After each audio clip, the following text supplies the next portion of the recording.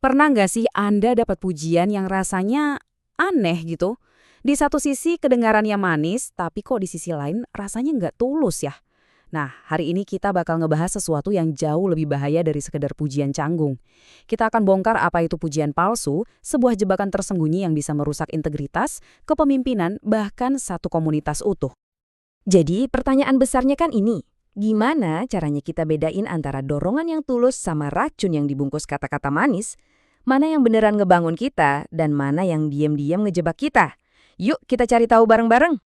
Oke, kita mulai beda dulu dari dasarnya ya. Pertama, kita harus benar-benar paham apa sih sebenarnya pujian palsu itu. Ini bukan sekedar kata-kata manis yang canggung loh, ini adalah taktik yang halus banget. Sumber kita ngasih definisi yang tajam banget. Pujian palsu atau dalam bahasa Yunaninya disebut kolakeia, itu adalah pujian yang punya agenda tersembunyi.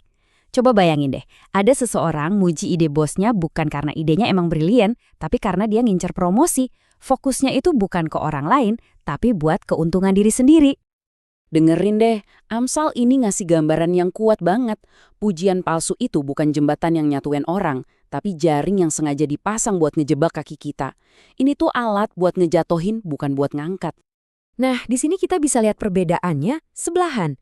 Di satu sisi ada dorongan yang tulus. Ini datangnya dari hati yang penuh kasih dan kejujuran. Tujuannya ya supaya orang lain bisa bertumbuh. Terus di sisi lain ada pujian palsu yang lahir dari ego. Ini bukan soal ngebangun orang lain, tapi soal ngebangun diri sendiri dengan cara ngejebak mereka pakai agenda kita. Biar lebih kebayang, kita lihat dua contoh nyata dari Alkitab. Ada Raja Ahab, seorang pemimpin yang haus banget sama pujian. Saking hausnya, dia cuma mau dengerin nabi-nabi yang ngomongin hal yang enak didengar aja. Akibatnya, keputusan-keputusannya jadi bencana.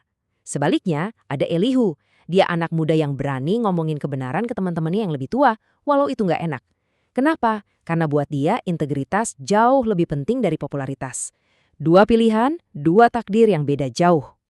Sekarang kita gali lebih dalam lagi.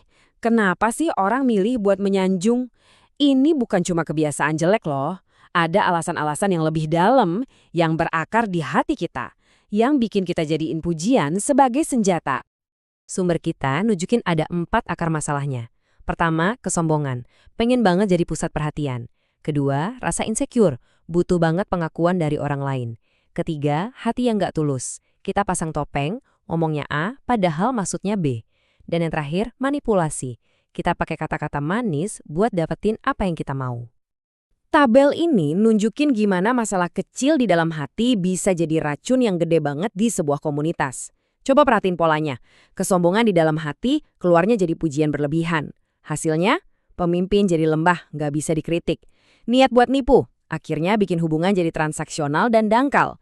Dan kebutuhan akan persetujuan, malah nyiptain budaya yes man di mana nggak ada lagi yang berani ngomong jujur. Ini efek domino yang gampang banget ditebak. Terus, kalau ini dibiarin aja, apa yang bakal terjadi? Wah, dampaknya serius banget. Pujian palsu itu kayak racun yang pelan-pelan ngerusak kesehatan sebuah komunitas dari dalam. Pertama, kepemimpinan jadi buta. Seorang pemimpin yang dikelilingin sama penjilat bakal kehilangan kemampuan buat dengerin kebenaran. Kritik yang ngebangun, bahkan suara Tuhan pun jadi nggak kedengeran. Mereka jadi terisolasi di dalam gelembung pujian palsu. Lanjut lagi, integritas seluruh komunitas mulai hancur. Orang-orang jadi sadar, yang dihargai di sini tuh bukan kejujuran, tapi penampilan. Akhirnya, mereka mulai pakai topeng. Pelan-pelan, penampilan jadi segalanya. Sementara kebenaran, ya jadi nggak penting lagi. Dan ini nih yang paling fatal. Pesan inti dari iman kita jadi kabur. Pujian palsu itu nutup-nutupin dosa, kelemahan, dan kebutuhan kita akan anugerah. Coba pikir, kalau semua orang selalu kelihatan hebat dan luar biasa, buat apa lagi kita butuh pengampunan dan keselamatan, kan? Tapi tenang dulu, ada harapan kok. Kita nggak harus kejebak di budaya kayak gini. Yuk kita sekarang lihat gimana caranya kita bisa ngebangun sebuah komunitas yang dasarnya adalah kejujuran dan dorongan yang tulus. Jadi gimana cara ngelawannya? Ada 4 langkah praktis. Pertama, kita harus kalibrasi ulang hati kita. Ingat terus kalau semua pujian sejati itu ujung-ujungnya buat Tuhan. Kedua, kita harus bangun budaya yang beda, di mana kritik yang membangun itu disambut baik, bukan ditakutin. Ketiga, sebelum ngomong, cek diri sendiri dulu. Tanya, niat gue sebenarnya apa sih? Dan keempat, kita harus nyaring pujian yang kita terima. Pujian ini bikin saya makin dekat ke Kristus atau cuma gedein ego saya aja? Kalau digambarin, ya kira-kira beginilah fokus komunikasi kita yang sehat. Sebagian besar, sekitar 70%, itu fokus ke anugerah Tuhan. Sisanya, 30%, buat ngebangun sesama dengan tulus. Dan 0% buat promosi diri atau manipulasi. Sama sekali nggak ada tempat buat itu. Ini pergeseran yang radikal banget dari budaya dunia. Nah, kalimat ini benar-benar ngerangkum semuanya dengan pas. Tujuan kita itu jadi kayak cermin yang mantulin kebaikan Tuhan di diri orang lain, bukan jadi manipulator yang coba manfaatin mereka buat untung sendiri.